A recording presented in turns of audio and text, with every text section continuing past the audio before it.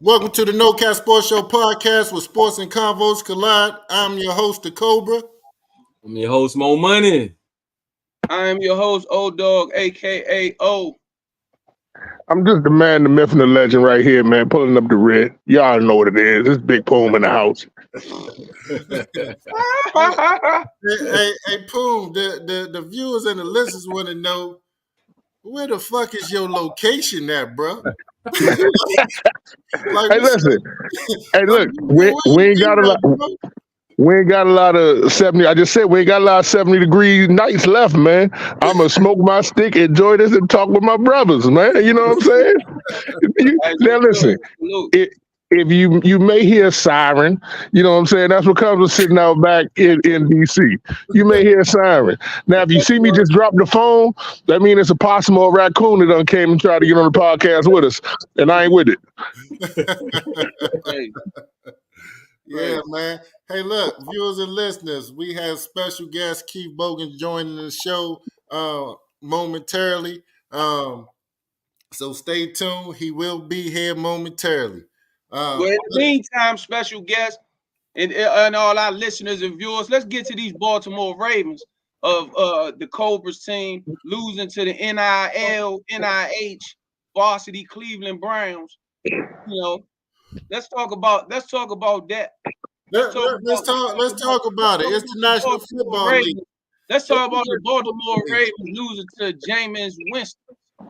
Yeah, I mean, look here. It's the National. Money Mo, we call him the Reverend.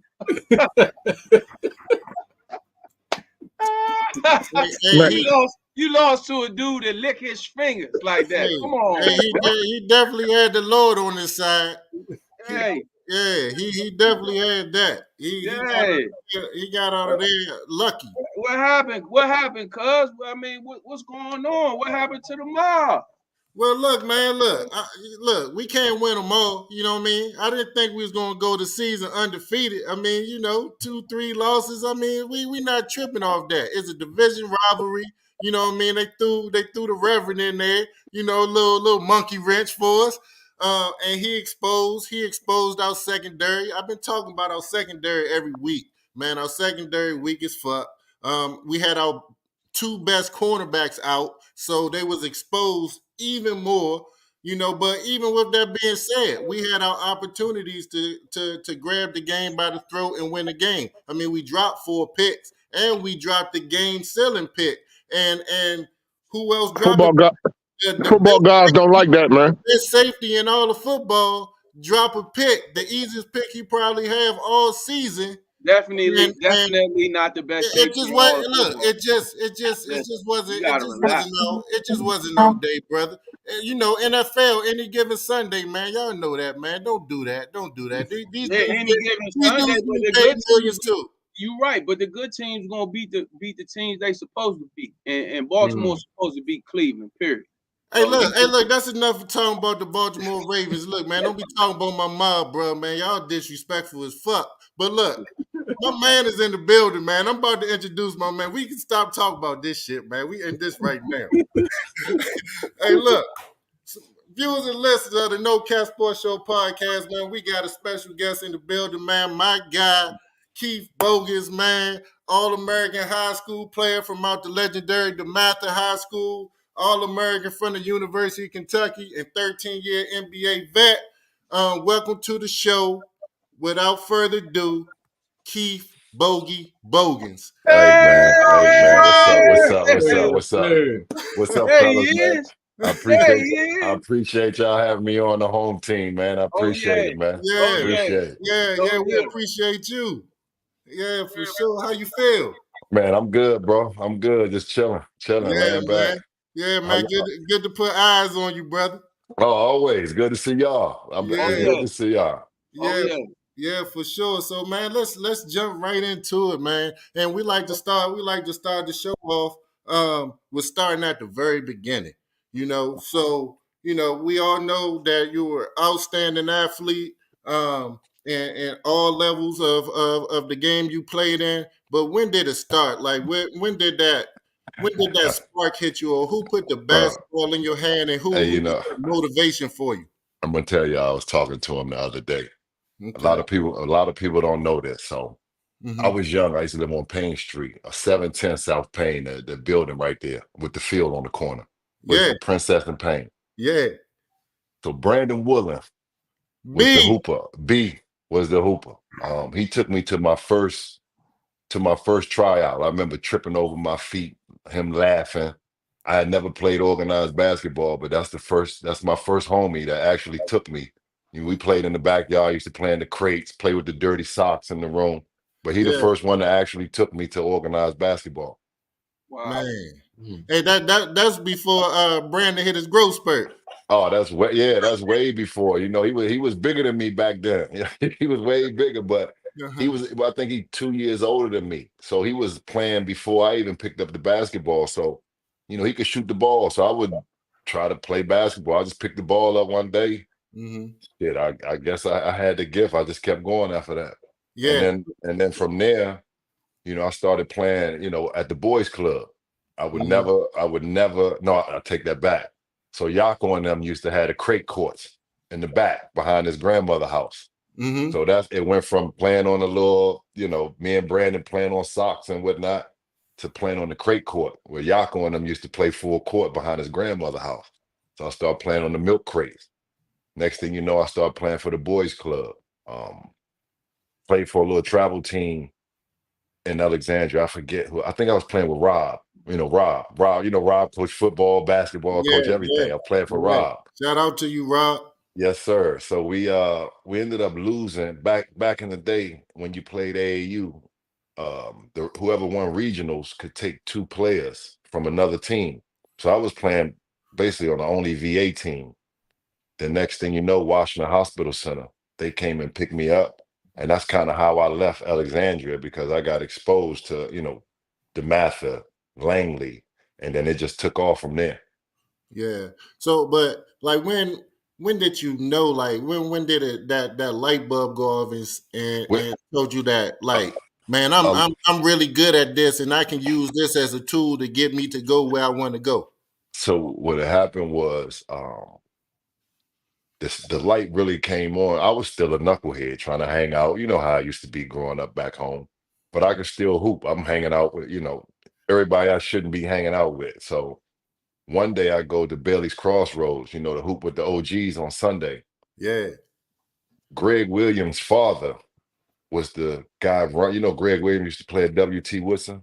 Yeah. University of Florida. Shout out to you, G. Yeah. Shout out to G. G dad was running the rec center, and I was killing the OGs on Sunday. I could play it. So he pulled me to the side one day and was like, "Yo, I want to talk to your mom." So that's how I ended up leaving the public schools in Alexandria. He had me out in Langley and McLean. So it got real when I saw Morgan Wooten walk into a gym and come see me play because they said he don't recruit nobody. But then he started coming to recruit me, like at the Bullets tournament. I look up and everybody like, older white guy coming to the gym and everybody, I don't know who he is. I'm from Alexandria. That's Maryland. We from VA. So I don't know who this guy is. They all going crazy. Like, that's Morgan Wooten. Next thing you know, I get a 4-year scholarship to DeMatha. And then probably my junior year, I seen Dean Smith walk in first, but he came to see Joe Forte. And then probably 2 minutes after Dean Smith, I'm all mad.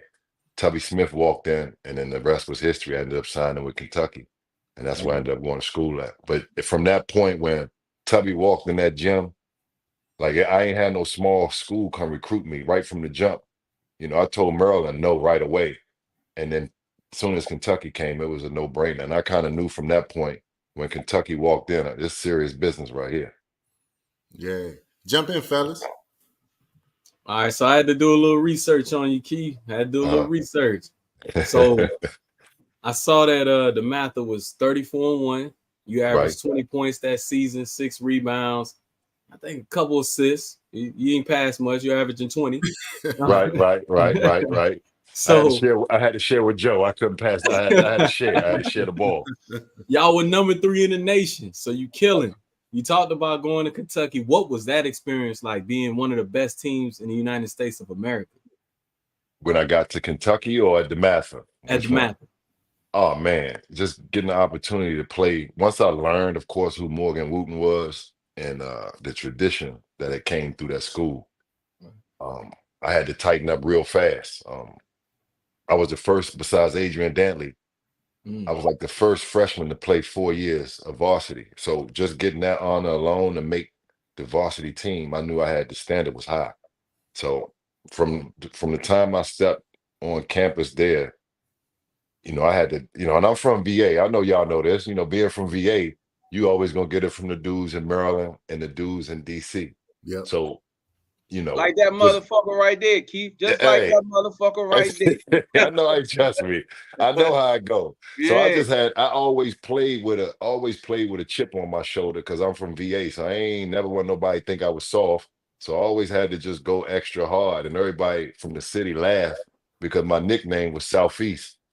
Everybody back home called me Bogey. But once I got to DC and start playing over there, they start calling me Southeast because that's how my game would match up. So when I got to DeMatha, man, when I tell you it was the best experience of all time, because one, it was an all-boys school. I had to focus on school, all the, going after the chicks, and that was out the window. It wasn't nothing but joning. I'm a funny motherfucker. I joan you out all day. There wasn't nothing but joning and basketball. Yeah, you do your schoolwork, you join on niggas all day, and then you go hoop.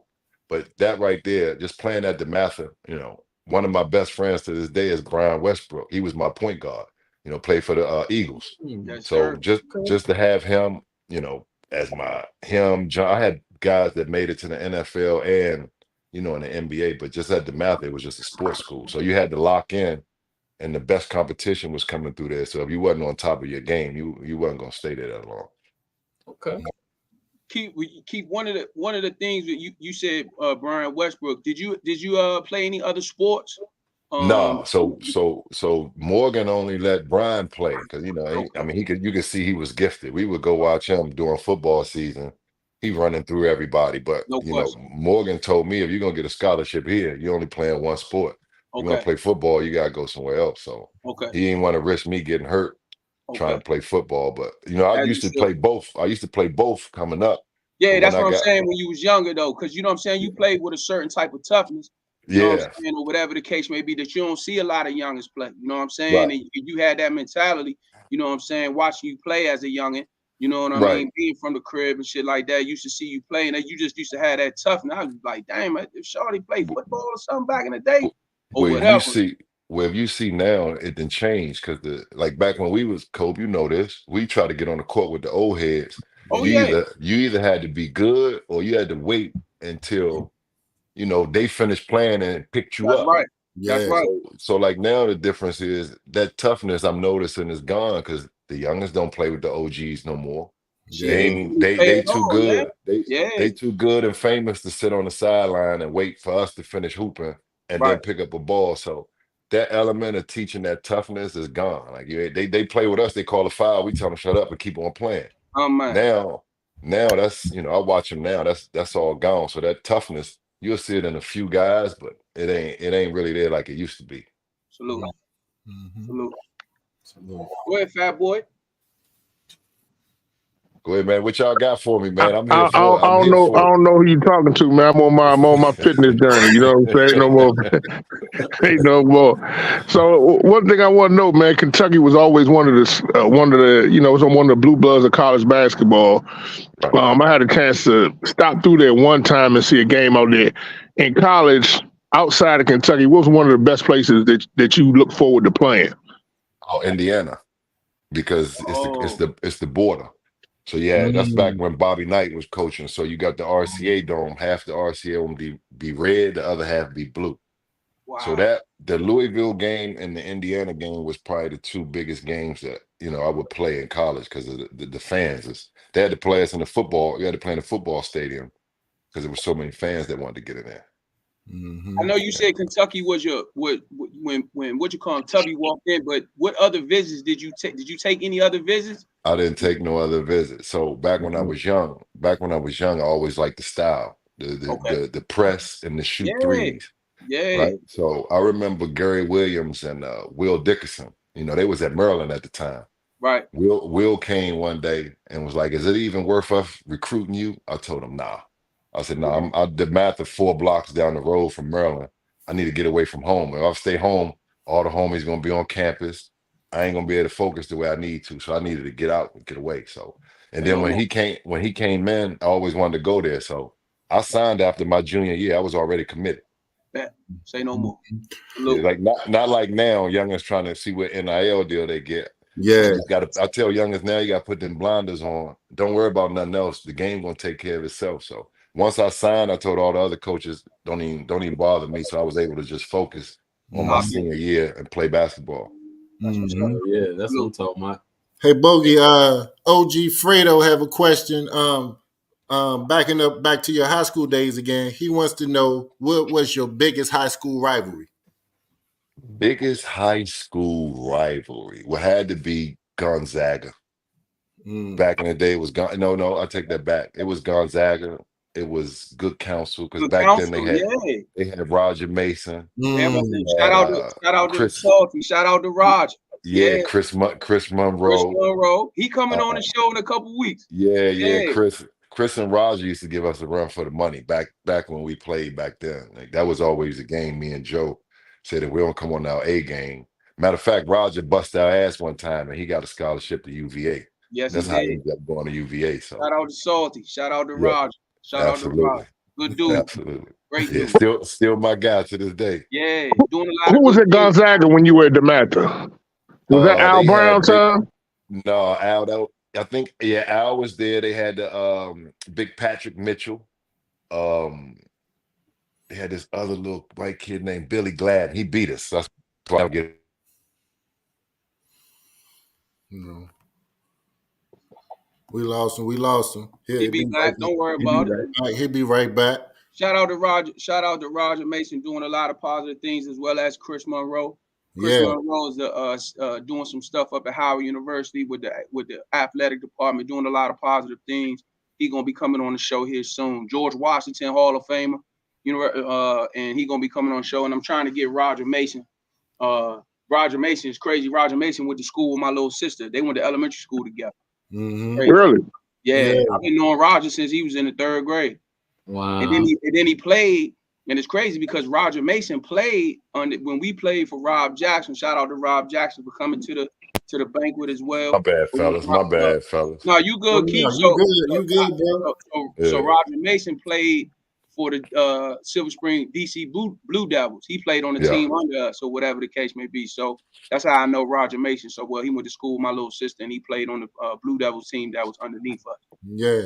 Yeah. Go ahead, Keith. And piggybacking on what you just said, old dog, I want to ask you this, Bogey. What was your experience like playing with DC Assault? Because during that time they were the premier AU hoop team in the area and one of the best teams in the country. I'm gonna tell y'all that's where I kind of got my stripes and my toughness from, because I had to now I had to go play with the toughest of the tough in the city, and I had to make a name for myself. So they calling me, first of all, I'm from VA. They calling me Southeast, and I'm playing on DC Assault. So I got to come in and damn near fight every day.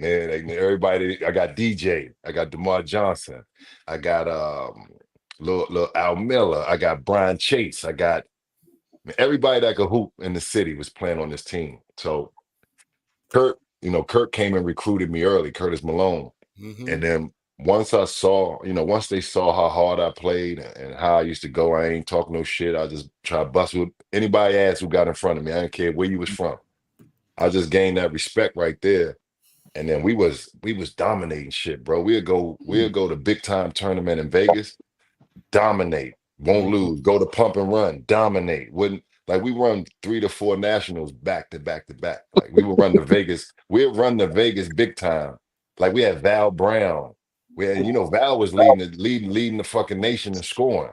So leading NCAA in scoring, yep. Val could get a bucket and knock a nigga out. So Val was a bucket getter and an enforcer, at all mixed in one. You know what I mean? So Val will tell you to this day, I still joke. So me and Val played on Team Assault. So Val was like my little brother that I actually, took on that team with me. And he was the only guy, I think, from VA that ever played besides me on Team Assault. So shout out to Val for for hooping with me over there. How the littlest dude on the court gonna be the enforcer, man? Bro, No, they Hey, had a lot of enforcers though. you had to see it to believe it.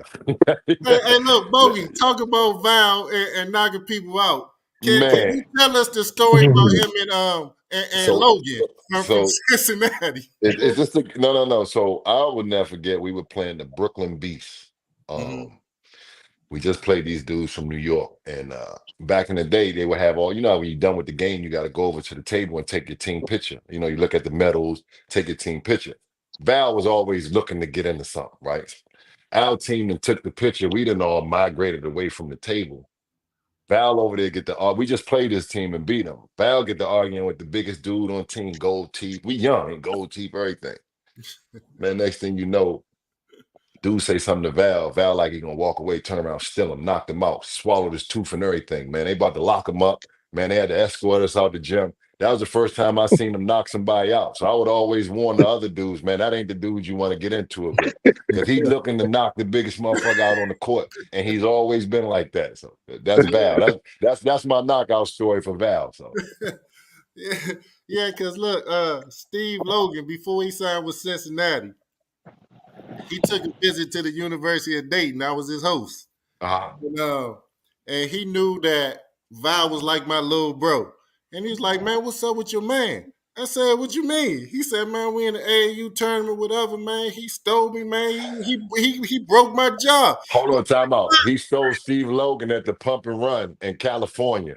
That's what he stole. I remember now because they used to have We was the only team where they had sheriffs on each corner of the baseline while we played. So it was always like we was always gonna fight. So when we started our game, it'd be a sheriff at each baseline corner. So yeah, I remember that. I remember him knocking out Steve Logan. I was there, matter of fact. I was there. Mm-hmm. Yeah. Now, Man, now, fast forward back to your days at Kentucky. Now you at Kentucky, you balling out. You doing your thing. When was it that moment at Kentucky when you was like, okay, I found my niche here. I'm putting in work. I'm getting recognition. Oh no, it wasn't that easy, bro. I'm gonna take you back. So Yeah, walk us through it. I had a great freshman year. So me and Joe come out. Joe go to North Carolina. I come out. I go to Kentucky. Joe got Ed Cota, best point guard in the nation. oh yeah. He giving Joe that rock. So Joe come out after no, I think it was his freshman year or might have been his Sophomore year. no. So sophomore year, right? So I have a great freshman year, great sophomore year. I put my name in the draft. Um, I go see Morgan up at the was it Cherry Hill, the summer league that they play in up I forget the name of the summer league. So I come back and he tell me, and it's the best advice he ever gave me. He said, Joe ready for the league right now. You know, you gotta go back to school. And I was mad as shit. What the fuck you talking about? You don't know what you talking about. I'm ready to go to the league now. So I Mhm. keep my name in the draft. Looking at the draft board, it looked like I ain't even gonna get drafted. I snatched my name out the draft, last minute. Joe move on, end up getting drafted. Worst thing I could have did, I come back my junior year and I'm more focused on trying to show the NBA that I'm ready than playing college basketball. So now my focus is all off to the point where Tubby take me out the starting lineup. I can't score. I can't.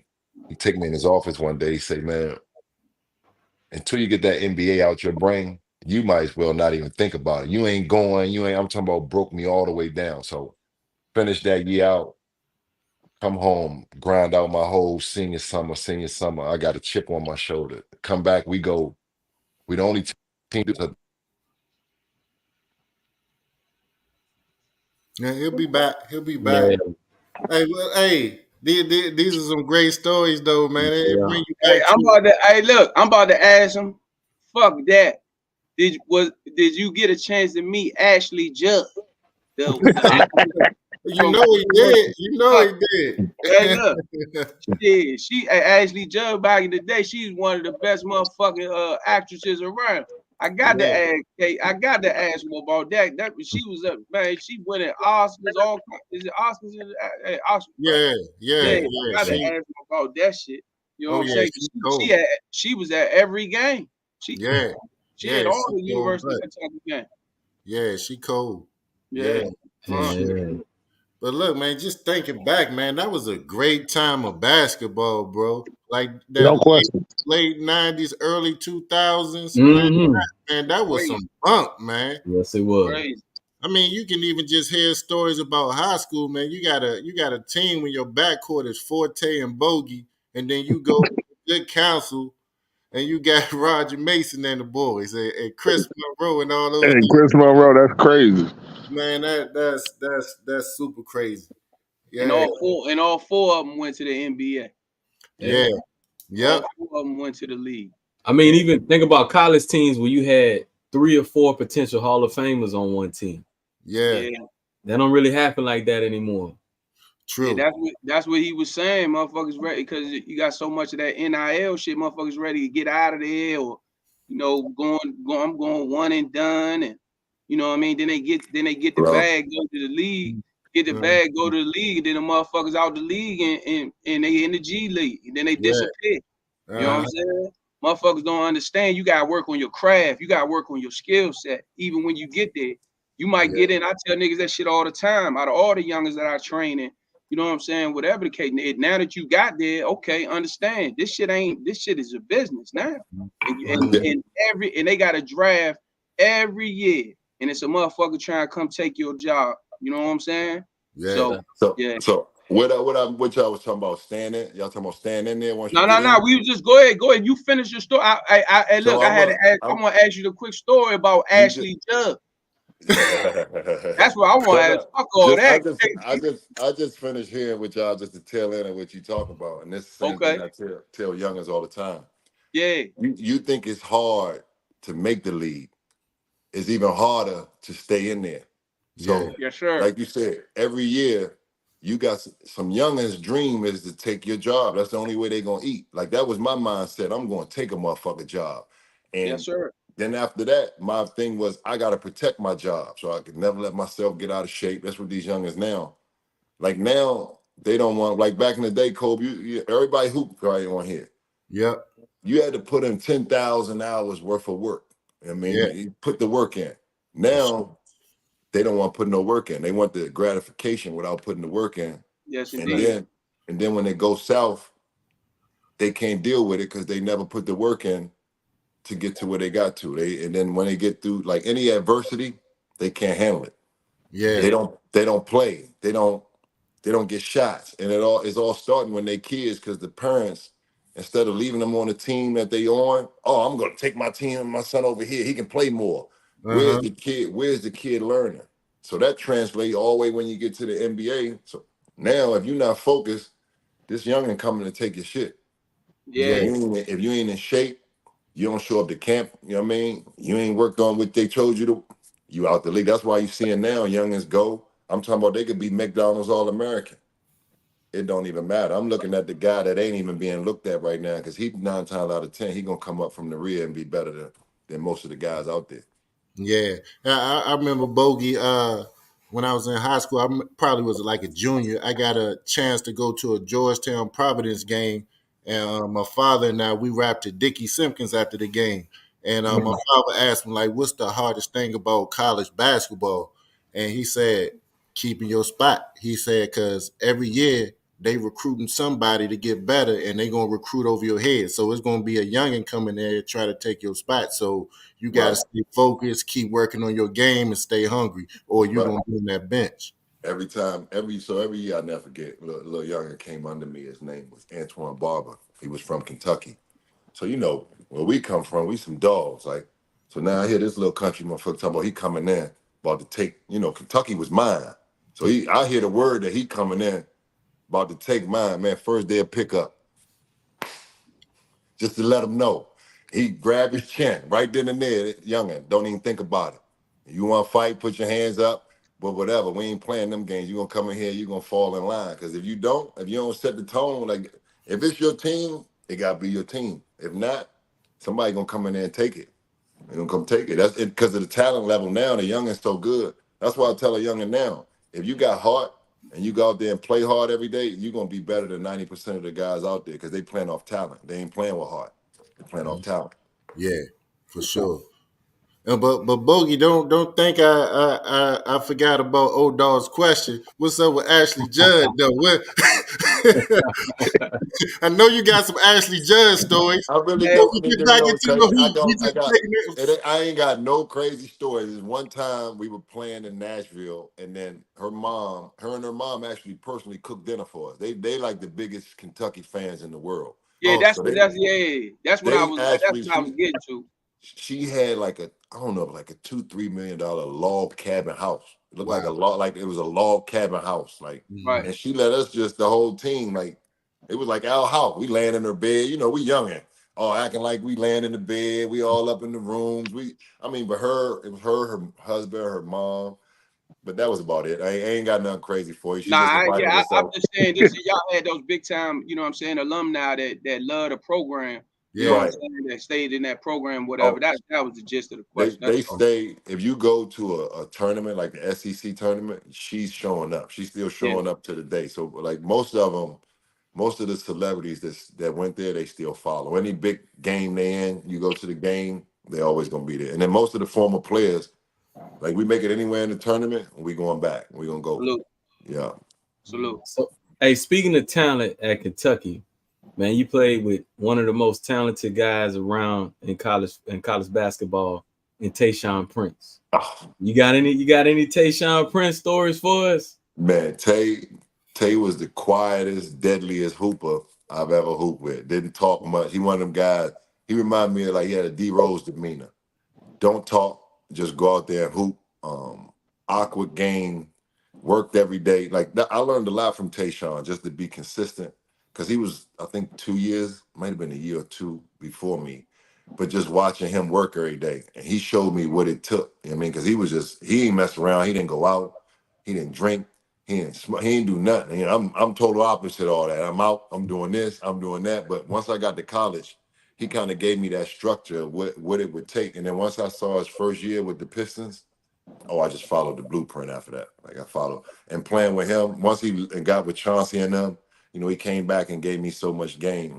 He the general manager of the Grizzlies right now. So Oh, I ain't know that. That's I what's didn't up.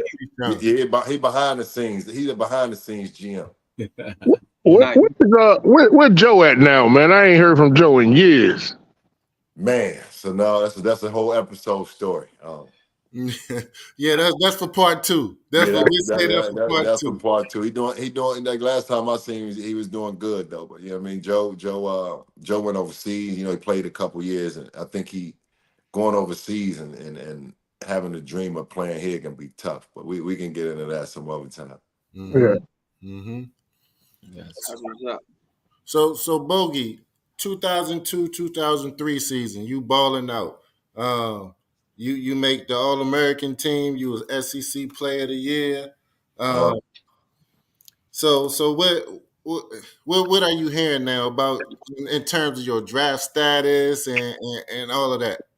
what happened was I twisted my ankle right Mm-hmm. the last game, so that made my draft stock go all the way down. I mean, I couldn't even run. I couldn't do a lot of my draft workout. So I thought I was gonna get drafted in the first round. Mm-hmm. So they were like, "Oh, you're gonna get drafted late first round." So I remember, man, that first round came by. I was devastated. I Mm-hmm. was devastated, bro, because I felt like I put the work in. The guys that got drafted before me, I was mad, but then I used that as motivation. I said, you know what? All these motherfuckers that got drafted in front of me, I'm gonna bust their ass. So as soon But as I they, got to, yep. as soon as I got to Orlando, I think I was the second leading scorer of the summer league. We go out to, we go out to, we go play in Vegas. I'll never forget this. We stand at the Hard Rock. I'm supposed to be asleep. We play the Wizards in the morning. I'm at the crap table, 4:30 in the morning. I'm winning. Got the whole. I'm winning. Every time I throw the dice, I look over my shoulder. I see the general manager. 4:30 in the morning. Scoop up all my chips. I'm scared as a motherfucker. I scoop up all my chips. He betting with me. He drunk having fun, but I know I ain't even guaranteed. I'm scared. I go to my room. I can barely sleep. We got a noon game against the Wizards. Man, make a long story short, I had 38 with 5 minutes left. Dang. Oh, wow. Dang. 38.5 minutes left. Man, played the best game of my life. And then after that, my career just, they signed me to a guarantee. And after that, it just took off. After that, it took off. Wow. Wow. Man, so question.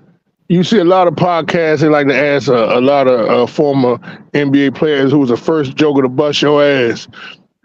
I want to flip it a little. Hold on, I want to flip it. I want to flip it a little bit, right? I want to flip it a little bit. I can first. Who's the first one who you went? You was like, man, I busted that you called the homies. Man, I bust his motherfucking ass. Oh, you talking about the first person to bust my ass? No. I'm saying that's what everybody asks. Everybody asks who the first person to bust your ass. I'm saying who's the first person that you got on the phone with the homies? Man, I bust his motherfucking ass. He couldn't do shit with me. I fucked him up.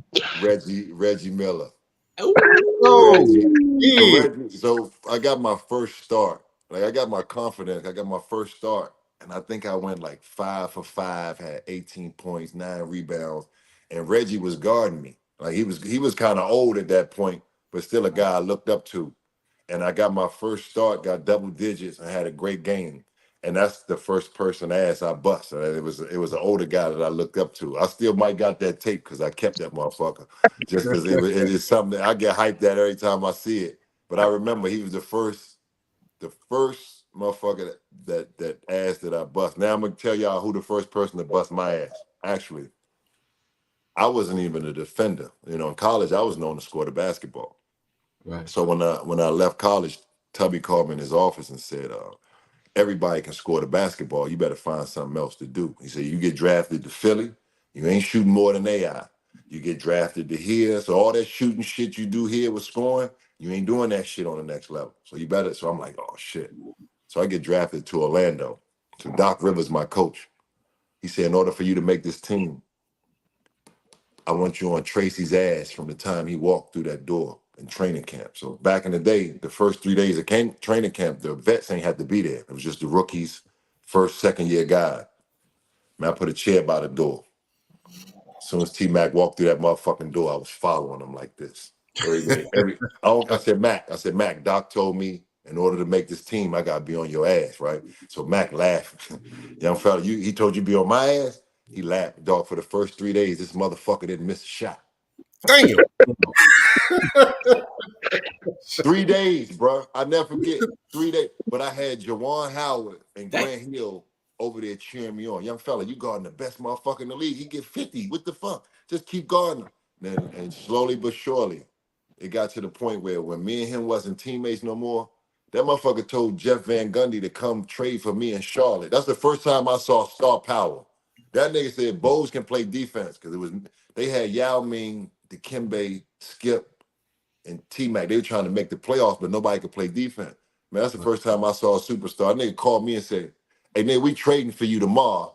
I said, you ain't no general manager. He said, we trading for you tomorrow. Man, I came into Charlotte the next day. They said, yo, we trading you to Houston.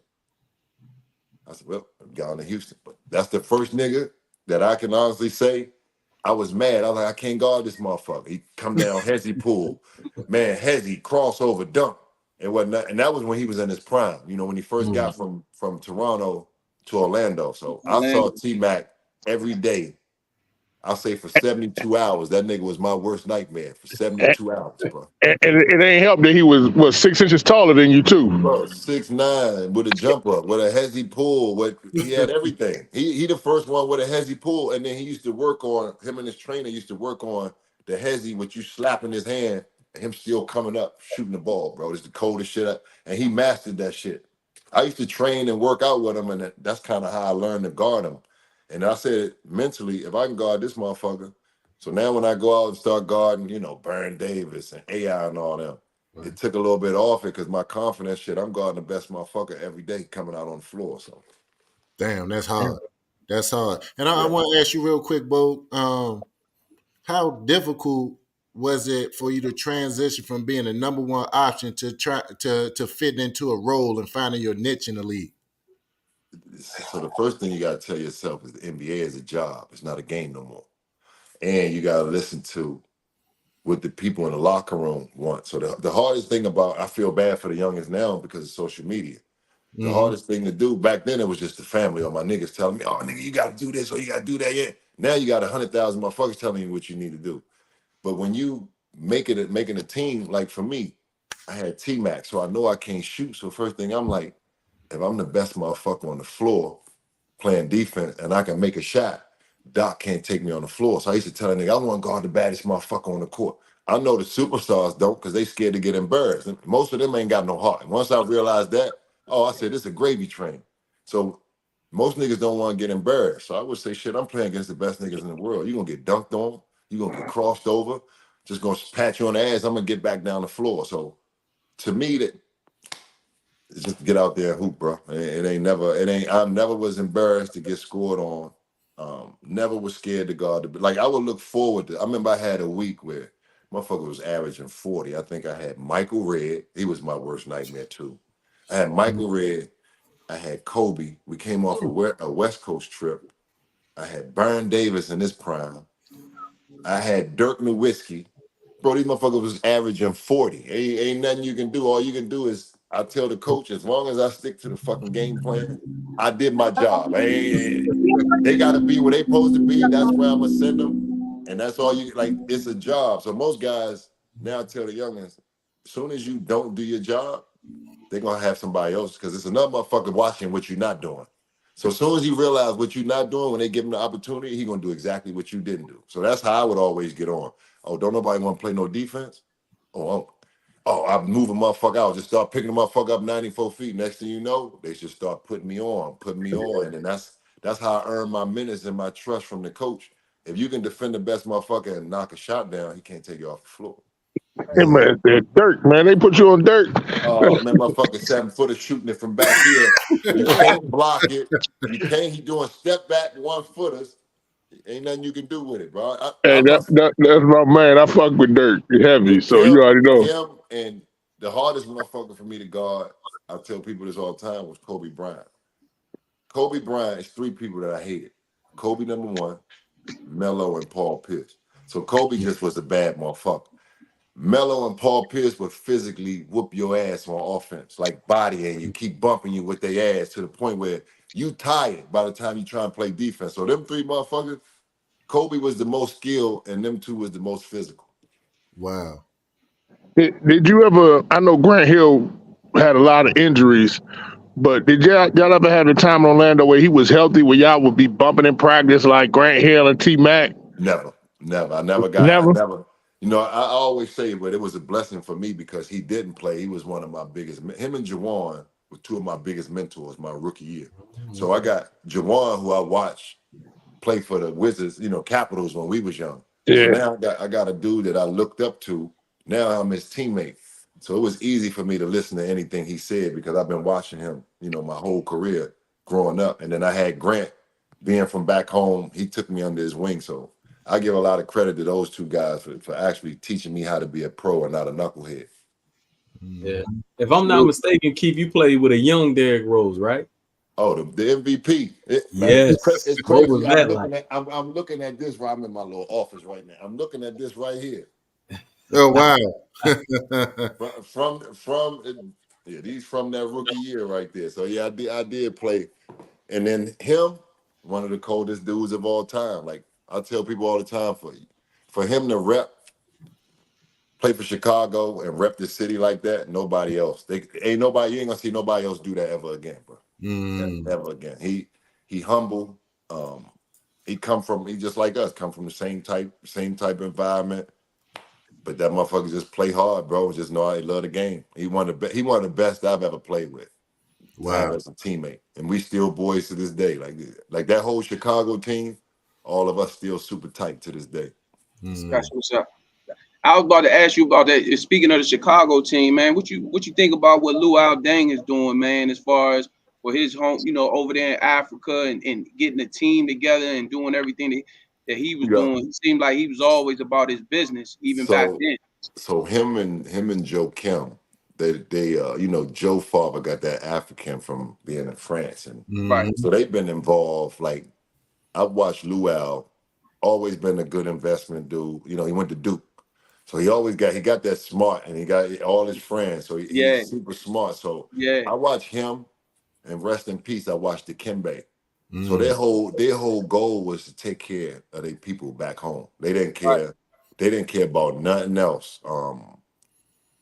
Build, support their people back home, and their government was all for it. So now that it's over and done, they got they told me as soon as it's done, I'll go over there and check it out. Like they can't wait till it's all structured. I can't wait because I ain't never been to Africa. So soon the first chance I get, I'm going over there to check it out. So they even talking about bringing some guys over there to coach. So I might even look at that as an opportunity to go and see what that's like to coach, because it's, my son grown now, so I got the opportunity to get out and move around. Yeah, their team did real well. I mean, as far as being their first time participating in, the Olympics and stuff like that. I thought they did play well. I was there. So Luau, once he first got the gig, he came to Smoke. Smoke is Royale Ivy. So me and Smoke coached together in New York. Smoke is KD's he like the godfather of Smoke kids or whatever. So Smoke, he came to Smoke from New York. Luau came from London to New York. Him and Smoke went to school together. So he immediately went to Smoke and say, Smoke, I want you to coach the team. So Smoke started coaching the team. So that's why them youngins play like that. They wasn't scared, because Smoke went over there and told them right away, man, that's all you got to do. Do this, do that. And they came out and played. So now he run the whole national team. You got Luau on the top. You got Royale running the team. And then and then now, I forget, a couple of old NBA guys over there coaching in the league already. They got their own league and everything over there. Wow. Yeah. So it's about to be big. Even the NBA, I keep telling these young kids, we ain't about to be going to Chicago and DC to play no more. They about to be going to Australia, London. The game about to go global. So while all our kids doing all this between the leg TikTok, I say y'all better get back to the fundamental, because the kids overseas are passing us by right now. Yeah. And Bo, speaking of your stint in Chicago, how real was that rivalry between the Bulls and the Heat? Man, listen. That was I hate the motherfuckers. I always laugh and joke. I hate them motherfuckers to this day, because that was the furthest I got. The furthest I got to get into the finals was having to face LeBron, D Wade, and Chris Bosh. And man, it was so hard to beat them motherfuckers, bro. Like, they were so good back then. We had a good team. Like, we beat them probably the first game of the series. But them motherfuckers, man, playing here in Miami, man, I hate them motherfuckers, bro. I ain't gonna lie. I ain't gonna lie. Them motherfuckers. I don't even go to no Heat games, and I live in Miami. Shit, I don't even go to the Heat games. And I watched some of those games, probably all of those games, and I saw a few games where you and D Wade got a little chippy. Hey, did that start in the league, or did that start back in college from that Elite Eight game in the NCAA tournament? No, so like I told y'all, so I noticed when I first came into the league, like I saw, no matter of fact, it started with T-Mac. When he gave Jared Jeffries 50, when Jared Jeffries played for the Wizards, right? I could see the fear in Jared Jeffries' eyes, right? So I'm like, man, he'll come down the court. I'm like, you scared like he got a gun on him. I say, ain't nobody out here got no pistol. You can see the fear. So like, and I noticed like T-Mac would come and be like, that motherfucker scared of me. Like, he would thrive. So I was like, so I started paying attention. I'm like, man, everybody's scared of these superstars, bro. Like, all you gotta do is just sit down and guard them. And like, I got Kobe respect, because no matter what, I said, bro, you're gonna score on me. I can't go back. I said, I'm coming every time you turn around and be right in your motherfucking face like this. And over time, and they just notice this motherfucker ain't gonna quit. He's just gonna keep coming. That's how you develop that respect from the other superstar players. But other than that, they'll bust your ass. You got them and the referees on their side. So you better try to get something on your side. Like, so a hard foul, so I would always, I'll never forget, we go out to a jump ball, and in that series, Randy, LeBron's uncle was like, man, why you keep on? I said, listen, bro. So I got super cool with LeBron from him being, Drew Gooden, my man, Drew that do TV for the Wizards. Yeah. That's my right-hand man, him been boys since my rookie year. So he said, man, why you going at them? I say, nah, bro, I got to, because I got to guard both of them. I ain't got time to I ain't trying to be them niggas homeboys right now.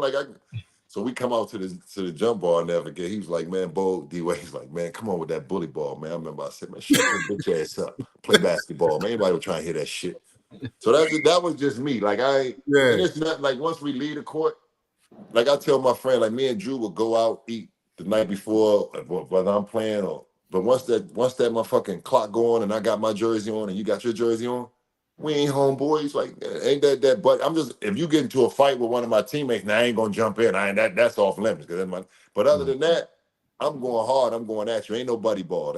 That's what they do now. They play buddy ball. That's why you don't see nobody playing no defense. It's 160 points a night. Like that shit over with, bro. Mm-hmm. More money. What you got, bro? Man, let me see. So you said the closest you got to the finals was playing for the Chicago Bulls. Yeah. So, and during that time, you had the Celtics that were playing too. So if you had to compare the two teams, you played in that era. Right. Which team, which big three was tougher to play against? That's a good one, bro. Now, do you want to slow it down? Say there were two different styles of big three. Okay. One was the speed up and down. The other one was kill you in the half court set. So it was two different styles. Like the Celtics, they gonna run Ray Allen off screens. They gonna get Paul to the motherfucking elbow. You gotta worry about Miami getting out in the transition. And then motherfuckers, they just running up and down the court. So that three, and I would probably have to go with Boston just because they had that extra piece with Rondo. I call it the 3.5, the big 3.5, because you got to add Rondo. Yeah. Okay. Yeah. But that 2012 LeBron was a bad motherfucker, man. Good Lord. Man, that motherfucker 22 years. He's still a bad motherfucker. I don't care what nobody say. They'll still be playing 22. Man, I can barely walk around a couple miles while my motherfucking knees swollen up. This motherfucker out there still running with them youngins. Have y'all got out there and tried to play with some youngins that can move? Man, shit.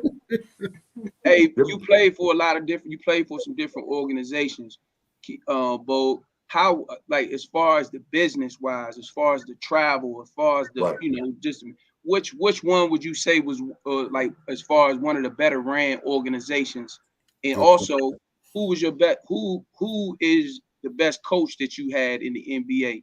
Oh, it had to be between Tom Thibodeau. I had a lot, bro. It's the Van Gundy brothers. I got Doc. I always say Doc. I'm forever grateful to Doc because Doc gave me my first shot. And he only gave me my first shot because he's like, motherfucker, you play defense like I did. Yeah. So he signed me to a guaranteed contract, and I was a second round pick. Only person he ever did that for was Daryl Armstrong. So I'm forever grateful to Doc. Okay. Then I had both Van Gundy brothers and Thibodeau. Okay. And the Van Gundy brothers and Thibodeau, they all the same. They come from under the same umbrella. So I would say those four coaches, as far as teaching me the X and O's and how to go hard, those would probably be in the organization. I would probably say is the Knicks. Okay. The Knicks and the Bulls. Another thing with the Bulls, we grew up watching Come Fly With Me, watching MJ come out the tunnel. Man, I was like a little ass kid when I was there in Chicago, bro. Like that, I think that's what made that shit so fun. It was like living the dream, coming out to the motherfucking introduction song with the Bull. So to watch all that, like I was a kid living my dream playing for the Bulls. Salute. That's awesome. Hey, Bo, what's the craziest or funniest story that you can share with us in the NBA? As far as what? It's a lot. Whatever you want to pick that you can share. I know a lot of shit is G5 classified, but something that you can share. Craziest story I can share, NBA. Always promise on podcasts I wouldn't talk about no crazy shit. So I can't go overboard. So let me think. Craziest. You gotta give me like what type of scenario? It's so much. I don't know where to start. I don't know what as far as what. I don't know. Just like hanging out with a particular player out in the league. Y'all went out for the night or whatever. Something crazy happened, or something on the court, or something on the court. Oh, you just hit one on the head. So. Okay.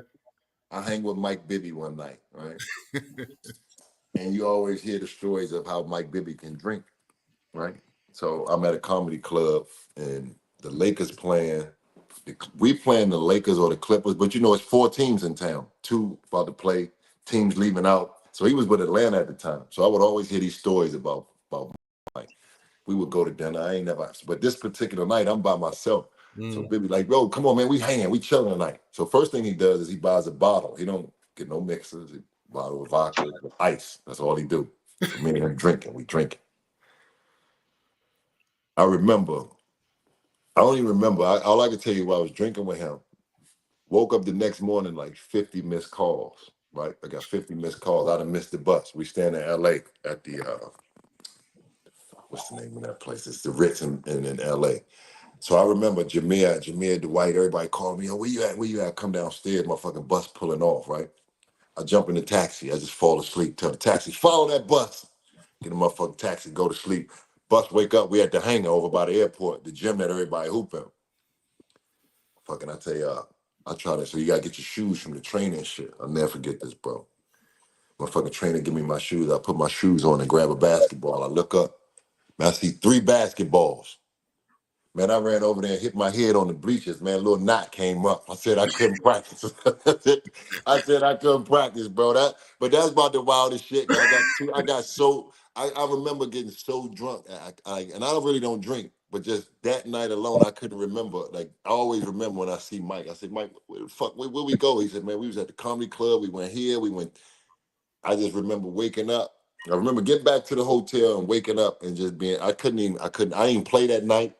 I just had to act like I was sick, bro. I had to act like I was sick. It was many nights. Like, it's some other wild stories I could tell y'all when we all sitting around, but I got some shit for y'all, but not right now. When I'm in VA and we all sitting down chopping it up, I got whatever y'all want, but we can't give everybody everything. Nah, not at all.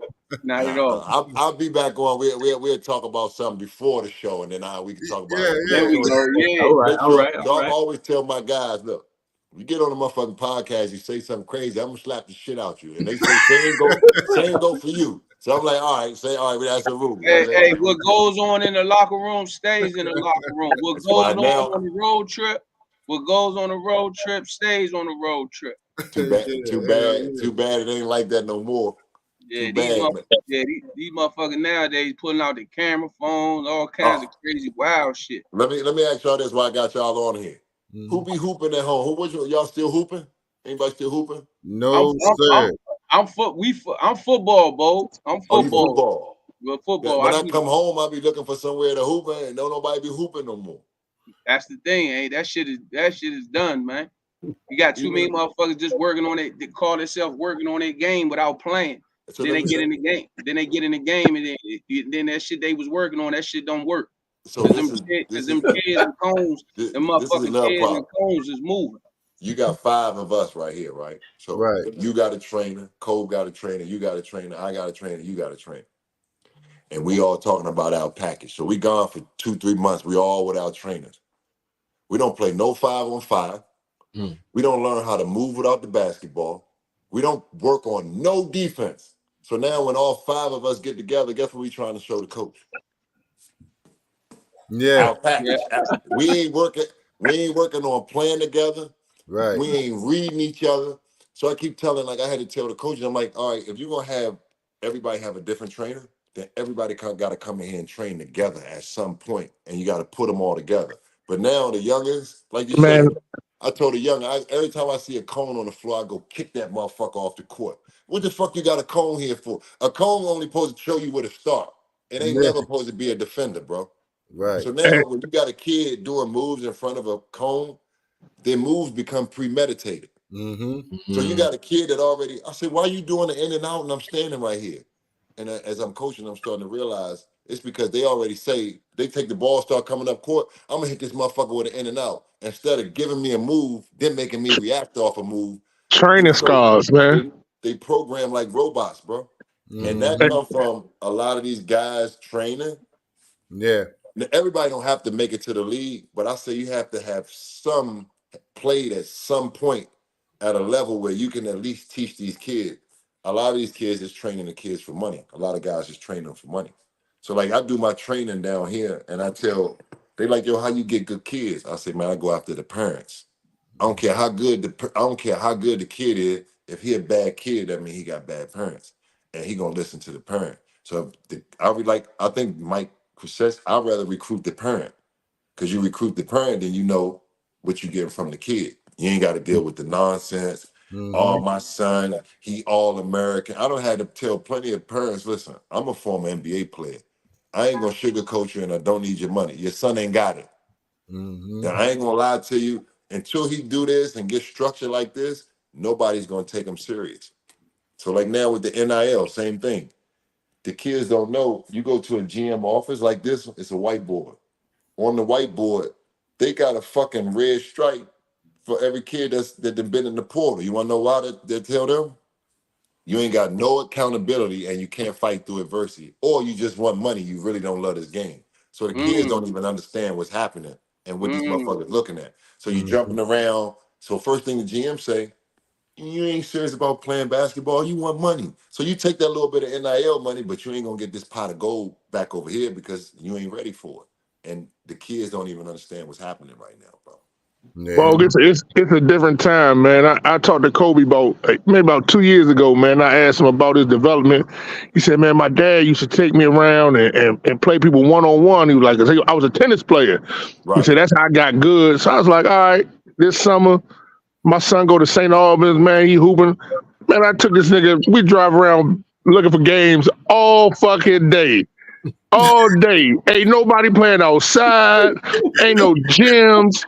Everywhere we go, we find that it's somebody working with a train. I'm like, damn, man, where do these youngins like work on their game outside of? But that goes to your point where them Europeans are passing us because they work on their game. Like these youngins, they just doing this individual and that shit, man. How many of us? I watch my son play, and you see them youngins come down top of the key, pop, pop, pop, pop, pop, and they'll do the same move 4 or 5 times in a row. You like back and forth between the legs 2 times, behind their back. You're like, damn, you could tell you trained the fuck out of that shit, but that shit was totally unnecessary because they ain't got no feel for the game. They ain't doing no moves because they got a feel for it. No. Them youngins just don't play like that, man. Shout out to one of our alumni, Darren McClinton, because D Mac is trying to bring that back. You know what I'm saying? Yeah. He got a little joint that he be doing. He be training all the pros back home. Bogue, that's where he assistant coach up there at Bullets. And he be training a lot of pros and a lot of the college youngers when they come back home. And he got this joint, he called it the Breakfast Club. In the morning times, he bring all the pros, all the college players, high school players that could bump. And he get them up there at Bullets High School. And he just call it, and he just got a private open run, sort of like what they used to do back in the day up Murray. You know what I'm saying? Things like that, whatever the case may be. You got to get all them youngers together and get them playing. You know what I'm saying? And whatever. So he trying, at least D Mac, Darren McClinton, he trying to bring that back. You know what I'm saying, or whatever. But like you said, other than that, shit. Where else are people getting together and playing? Back in the day, you know, you find runs everywhere. The best of the best will try to go somewhere and bump. Yeah, we used to take out 5, go out Arlington, go out Duke Street, go like I'm like, y'all don't get 5 hoopers. I said, y'all ain't got nobody to hoop against, but y'all got ops. This shit crazy, bro. How everybody got ops, but you ain't. I'm a hooper. I only got niggas. I call them opponents. I don't call them ops. Right. Everybody on this street shit now. I don't know what's going on, bro. Yeah. Shout out to GT. What up, T? Yeah. Hey, Bogey G said he knew you was a pro back when you played AAU for the Washington Hospital Center. Man, I was balling back then, bro. I was. I ain't gonna lie, bro. When I was in high school, I always said I look back now like, yo, I was blessed, man, because I was young, I was bigger than everybody, and I just had a knack. I don't know where, and I always say I got it from playing with the older guy, going to Ramsey, playing. So Eric Gordon, Yako, I'm everybody from Alexandria, everybody that could hoop are the guys that I would look up to. Like I don't care if you was from, because Alexandria was so small, Avis. Yeah. So Avis took the private school route. That's what made me be like, I probably got it. He the one who kind of made me go to DeMatha because he went to Gonzaga. So like they whole family could hoop, you know, Big E. Then I would go up Ramsey and play with, who was it? Eric Gordon always used to give me a hard time. Big body. Yeah. The other, the dudes that, all the guys that played for TC were just playing, and Big Frank that ran, rest in peace. Frank would let me come in after 7 o'clock, and I was only 11 or 12 years old, and play every night with the old guys. I think that was my blessing. That's what gave me the heart and that drive to go hard. Just playing, you know, because y'all a few older. How old are you, Cole? How old are you, Cole? 47. Yeah, y'all was always a couple years, 3-4 years older than me. So when y'all would let me, I wasn't supposed to be in the rec, and they would let me stay and hoop. Everybody, get your little ass up out of here. Nah, I'm sitting in the corner, sitting on the ball. I dribble till all you motherfuckers leave. I'm gonna stay in here and hoop. Youngins don't do that no more, bro. They just, it's so much more, I guess, more important shit. But Yeah, I want to come home. Like I'm gonna get with you. I'm gonna come home. I'm gonna try to at least do a camp, this something at home where we just get back to the basics. So that'll be big. we put something together. It ain't got to be nothing big, just something small. We can do it outside. We can get somebody run a gym. But I'm Nah, definitely gonna. we got it, boy. We got it. I told you, Darren McClin, he got it. Trust me, Oh, we got it. let's do it. We get together, Yeah, man. We put together. Darren trained everybody from the point guard. What's her name? The white point guard, the girl Page. from Page. Page Right. from the big boy that was at Michigan to transfer to Kansas. He Right. got all them boys, man. He doing a good job, man. D That's Mac what's doing a up. good job training the youngest, man. Man, how Training. long y'all been shooting this podcast, man? You got the Fredo OG started it. What? How long Fredo 3 OG? years. 3 3 years years. now. That's 3. what's up, man. Congratulations, bro. I've been watching y'all shit. I like it. I like it. Appreciate it, Bo. Appreciate it. I'm locked in now. I got mine. Y'all gonna have to check mine. Bogans breakdown. I just started mine probably like 3 months ago. Yeah, Well, we definitely gonna be locked in. Matter of Absolutely. fact, tell us about your podcast and tell us everything you doing now. Well, shit, I got my podcast. It's I'm talking sports. I basically talk sports, health, nutrition. I'm still, I still got these. I'm in the pet stores. I'm in the pet business too. So I own a few of these and shit. I'm just, I train. My main thing now is to get back to them youngins, bro, because I see how much they need it. And I got my doghouse training. I'm gonna have something back home where I come back and I started my own thing called doghouse training, where I'm Right. starting with the little ones. So I'm trying to get my own academy down here too, and start funneling the little youngins, getting them when they're young, raising them up through my program so they got good structure and everything. So that's what I'm working on down here now. So Mm-hmm. that's about it, shout out bro. to my man Damon. He down there in Florida. Bo, he got a he down there got an AAU program doing good things. I think they call it South Florida Kings. Where you at? I Uh, live in South Florida. he in the Fort Lauderdale area called the South Florida Kings. I'm gonna get your information. I'm gonna put y'all on a little text joint. But he doing a lot of good things with the youngest, man. He played for Rob Jackson with the Okay. DC Blue Devils, Silver Spring Right. DC Blue Devils, whatever. And he doing a lot of big things down there. Damon doing good things down there with the youngest, man. Anybody from home, man, they got something going on with them youngins, and man, we put us together. Say no Them more. young- Say them no more. youngins- I'm gonna lock that in for sure. I'm For gonna lock sure. that in. He right down here with me. I'll slide through there. I'll Yeah, slide through there anytime. yeah. Mm-hmm. Well, look, fellas, we gotta get Bogey in the rapid fire, man. We can't let him go without some rapid fire questions. So What's up? Go ahead, man. we gonna ask the question, Bo. You gotta answer it right away. Ain't no pausing, no thinking about it. Just give us the first thing come to your mind. So the first rapid fire question I got. So you gotta start, bench, or cut. D Rose, Ja Morant, Russell Westbrook. Ooh. Russell Westbrook. God damn. So you cutting him. Cutting. You starting. You cutting him. Starting. You starting Russell Westbrook. No, I'm starting D Rose, D Rose, cutting okay. Westbrook, and benching Ja. And you cutting Russ. Yeah. Okay. All right. I got another one for you. Start, bench, or cut. Kobe, LeBron, MJ. LeBron got to get cut. God damn, Bo. LeBron got to get cut. See, once again, this thing generational. You're not going over MJ. LeBron was in my draft. Motherfucker, you can't get with my guy. Man, you got to recalibrate, brother. Nah, he ain't got to recalibrate shit. Here we go. Hey, listen, goats are generational. MJ, my goat.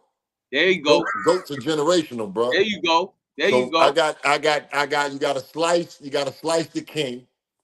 You got to bench Kobe and MJ starting, bro. It's a no-brainer. God damn. Go ahead, Money Mo. I'm expecting that. But hey, dang, that messed up my question, man. I was gonna ask you, D Rose, Westbrook, but I ain't even gonna ask that. Now I already know what you're gonna say. So when you got somebody, it's D Rose. When you got somebody that you see come to work every day, right. and I'm talking about you see motherfuckers scared of him, and you see him still be a dog. I'm talking about night in, night out. Dog, you just like that. You just sit back and watch this motherfucker like, damn, you really serious about this shit. Like, and I got a chance to watch it every day, and that nigga come, and he bring it every day, bro. No days off, bring it every day. Yeah. Okay. Harder to guard. Prime T-Mac or prime Kobe? I'm talking about 80-point Kobe. Prime Kobe, bro. Name somebody who can pump fake 3 times from 3 and still jump up and shoot it. Yeah. Yo, one time when I played, I live in Orlando, so I'm drafted. So this is the summertime. So one morning I wake up, I'm like, I'm gonna go get some shots up. Thinking I'm young, just bored, go get some shots up. It ain't even part of my routine. I get to the practice facility at like 7, right, a little before 7. Motherfucking Kobe is in our practice facility in Orlando, full sweat, all ready to finish his workout. What the fuck is the trainer? What he doing? Oh, he's in town with his daughter. He come here every day at 5:30 to 7 and work out, and then go take his daughter to Disney World, bro. Wow. When I heard that, it all made sense to why this motherfucker's so good, bro. He would make a move, miss the shot, and then come do the move in reverse like a robot. And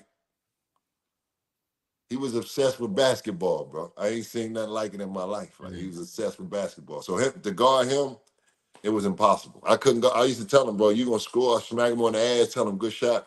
I said, I'm trying, bro. Motherfucker wasn't there to help me. He'll bust out laughing. That's it. I need help. I tell him, he get by me, I start screaming, help, help. Fucking help. Damn. So Joakim Noah or Draymond Green? Joakim. Dog, anytime you ask me about one of my guys that somebody ain't play with, I'm always gonna be biased to my guy. I'm a my guy, I'm a team guy. Already. All right. Best backcourt.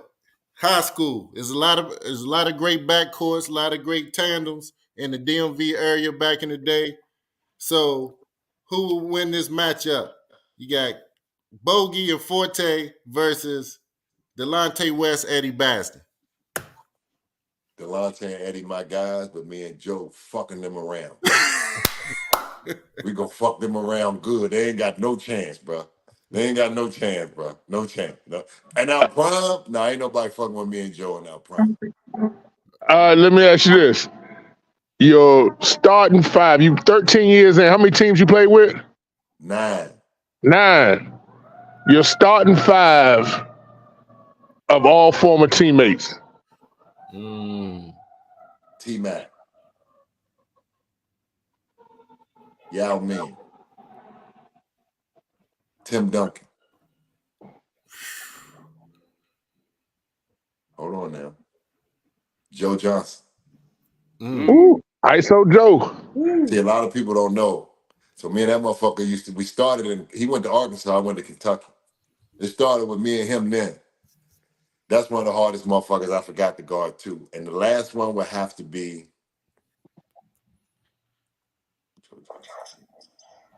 who else was it? It's the last one. I would have to say Rondo as the point guard. So you would have Rondo at the 1. You would have Rondo at the 1, Joe Johnson at the 2, T-Mac at the 3, Tim Duncan at the 4, Yao Ming at the 5. That's all the people. No, I take that back. I got to put D Rose over Rondo. I take that back. Okay. D-Rose. You had me scared for a second. Yeah, no. I take that back. I don't know what else. That's 77-5 over 82 games right there. Hey, Bo, I wasn't playing for Pop, man. Popovich. Oh, yeah. Pop was different. Say no more. I think being from where we from, I don't think nobody up there would get along with Pop. Say no more. That's just me. I mean, we would always bump heads, bro. I just could never figure out how to get on his good side. Like, I mean, like I couldn't. And when it gets to that point, it ain't worth it. I mean, say no more. He's a great X and O's coach, but I don't know. Some coaches like that. If you ain't one of their guys, it don't matter what the fuck you do. You ain't one of their guys. Oh man, it's crazy you say that. I had a coach tell me that, and I told him, well, I don't need to fucking be here. So Scott Skiles told me a long time ago I got traded to Milwaukee. I think Jameer had broke his shoulder and they needed T. Lue, so I got traded. T. Lue came. I think when they made it to the finals against the Lakers. Yeah. So I got traded that year for T. Lue to Milwaukee, and Scott Skiles was mad that they traded for me. So my whole thing was, I don't care what team I play on, I'm gonna end up starting. I'm gonna come in, I'm gonna bust your ass every day. You're gonna get tired of me. That was my whole thing. I ain't gotta start. I'm gonna get the minutes. I'm gonna take the spot. When I got there, that motherfucker said, I'm just gonna let you know now, you're not starting because you're not one of my guys. Mm-hmm. So I'm like, as a basketball player, like I'm used to fighting for something. So no matter how hard I fight to get it, you ain't gonna reward me for it. So I ain't gonna give you you ain't gonna get the effort I'm supposed to give you. So Yeah. I stopped fucking with him. That was the only coach. That might have been the only coach that I didn't really. But all like me and Pop still had a great relationship. I just couldn't figure out, the best way to get along. But he's a great X's and O's coach, like a Yeah. father figure. First motherfucker I seen tell Tony Parker, I should have never paid your fucking ass. And used to cuss him out, man. It's the funniest shit I ever seen. He cussed Tim, Manu, and Tony out like you would never imagine, though. I used to love them days. Mm-hmm. Last rapid fire question, Bo. Big homie Fredo said, outside of yourself, 10 players from the DMV that you would take with you anywhere. I don't care if you had to go to Chicago, LA, New York, that you gonna bump with. 10 players from the DMV. And it's a lot of players, bro. That's a hard question. That's why Man, it's rapid fire. I'm gonna have to take the whole. Listen, I'm gonna have to take the whole mob with me and do subs, bro. That's a hard question. Like, it's a lot of hoopers where we come from. They might not have made it to the league, but a Hey, lot of I know. motherfuckers can Give us hoop. 10. Give us 10, bro. Hey, look, you ain't the first one had that question. You gotta answer it. Damn, let's see. I'm gonna say Yako in his prime.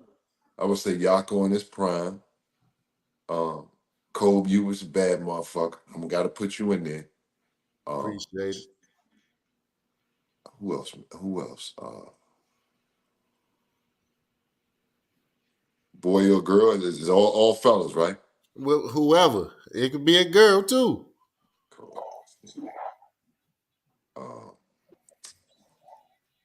Who else could hoop? Bro, that's a hard question, bro. Yeah, it's a hard one, bro. Well, you One, got two, two now. Give us 8 more, Bo. Come on, bro. Brandon. Who else could hoop when I was young? You guys say your backcourt mate, Joe. Joe from Georgia. He ain't from. I can't say Joe. Really from Marietta. Okay. Joe moved here from Atlanta. He wasn't supposed to go to the Mather. They did some sneaky shit. He moved here from Atlanta. I never knew that. Never Yeah, knew that. Joe used to come to me, and I don't know if y'all know Fred. Y'all know Fred Prime, Mr. Prime? Oh yeah, Yeah. yeah. Man, Shout out, Primo. Prime used to press Joe out so bad. Joe would be like, "Yo, why he always man?" I said, "He don't mess with me, dog. I'm front." No, he went, dog. Joe was so scared of Prime. Yo, he see Prime and run all the time. But yeah, Joe, if Joe was from there, I would say Prime. Okay. Mike Gill. Oh, definitely. I forgot. See, now you about to open up a can of worms. Mike Gill, Delonte West, Uh-huh. That's uh, fine. DeMar Johnson. Gonna say had to put DJ in there. Oh, got to put DJ Shout in out there. to Hold DJ. DJ was on the show. on. Who else we got? Did I say B Chase? Nope, not yet. B Chase, that's 7. B Chase could shoot that motherfucker. He said, hold on, now I gotta talk about some street hoopers. You got Kurt Bone, Kurt Smith. There you That's go. 8. Alumni of the No Cap Show. You gotta get Greg Jones in there. Another alumni of the No Cap Show. Shout out. And then I gotta put Steve Francis in there. I'm about to say you guys say Wink. You guys say Steve. Gotta say Steve Francis in there. You guys say Steve. Oh man, that was a mean 10. Oh man. That was it. Yeah. I had to. Dog, we got so many hoopers at home, bro. And I tell That's people all true. the time, just because Hey, a motherfucker ain't make it to the NBA, I done hey, seen some Bo. motherfuckers that can Well, hoop. hey, look, Bo. You said the best organization as far as or whatever the case may be. But fuck that. Which one did you have beside? I know the Bulls because y'all was winning. But which city did you have? You know what I'm saying? The most fun in as far as playing and that city life. Chicago. That's a good Chicago. question, old dog. At Michigan Avenue, huh? That's Chicago. Michigan. It remind me of back home. Okay. It's almost talk a little different. It's the Midwest, but it's like back home. It remind, and it's cold. It's a remind. And then when you winning, dog, it's crazy. When you winning, every city going. The worst city was Milwaukee. I always say that was the ugliest motherfucking city in the world. You look up. Boy, Milwaukee stink, don't it? But other than that, Milwaukee like the Green Bay. Well, shit, it is the Green Bay of motherfucking of the NFL. So we with you. I got you. So I would say between Chicago and Orlando, of course, living in Florida with the weather, boy, beautiful. You can't beat that. Yeah. Once I got when I was a rookie, I wasn't even a rookie. I was playing AAU, and we went on the first trip.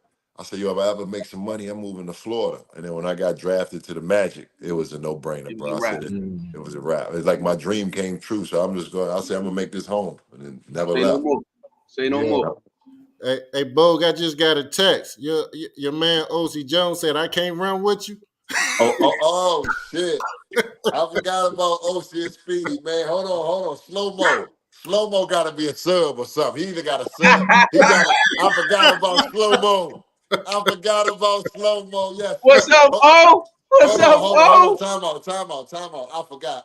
St. Stephen, St. Agnes. Oh yeah, he's definitely top 10. I forgot. How y'all let me forget about O? The slowest behind the back I've ever seen in the world, man.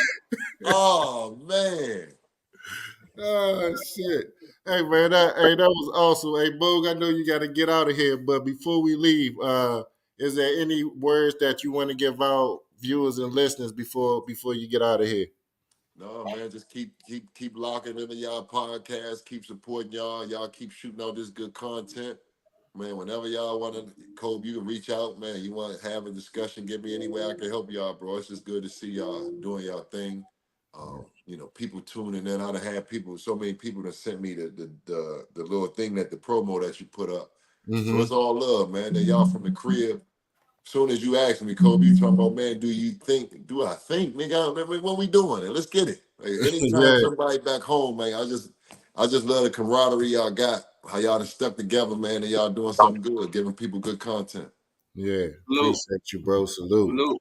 Yes, hey, sir. Salute to y'all too, man. Make sure when I come home, man, we all get up. No question. Well, hey, Bog, I ain't on the East Coast. I'm out here, that's why you see the palm trees and shit, my nigga. I'm out here on this West Coast, out here in AZ, my nigga. So, hey, whenever you're on this West Coast side, man, please tap in. We move around. Oh, man. Hold on. Let me see. Oh, you say you got palm trees in the back. Oh, yeah. Okay. If you ain't in Florida. It's dark now, but Arizona, baby. You in AZ? Yeah. Say less. That's one of my I'm out here AZ.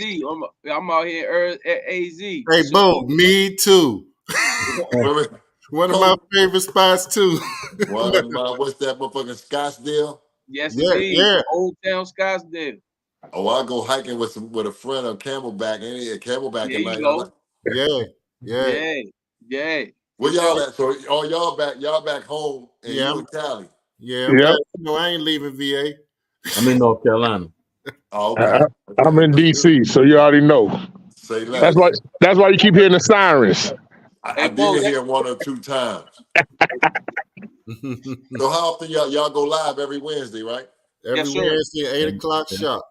Oh yeah, I'll be tuned. That's crazy. I shoot mine at 6, so I just sit around and catch y'all. I shoot every Wednesday at 6 too, but I ain't live yet. But I'm gonna do a segment. I'm gonna try to put a segment where I go around and ask. I might get you because I'm gonna probably have y'all on a podcast. Just go to all of my homies that's doing different podcasts. I'm gonna probably pick out and just start interviewing y'all. Just have y'all come on mine and we just sit and chop it up like this. All right, bet that. Looking forward to it, bro. Yeah, absolutely, bro. Yep. Like I said, y'all keep it up, man. It's good. Anytime y'all want to get me on the show, shit, I'm here. I'm here for y'all. Bet that. Appreciate it, man. Well, there we have it. The No Cap Sports Show podcast and Keith Bogans, a.k.a. Bogey, coming to you live. We appreciate all our viewers and listeners for tuning in each and every week and supporting us and showing us love. Look, like always, respect and honor. And until next week, salute. Miami Hurricanes 8-0. We be 9-0 this week on Saturday, baby. Miami some shit.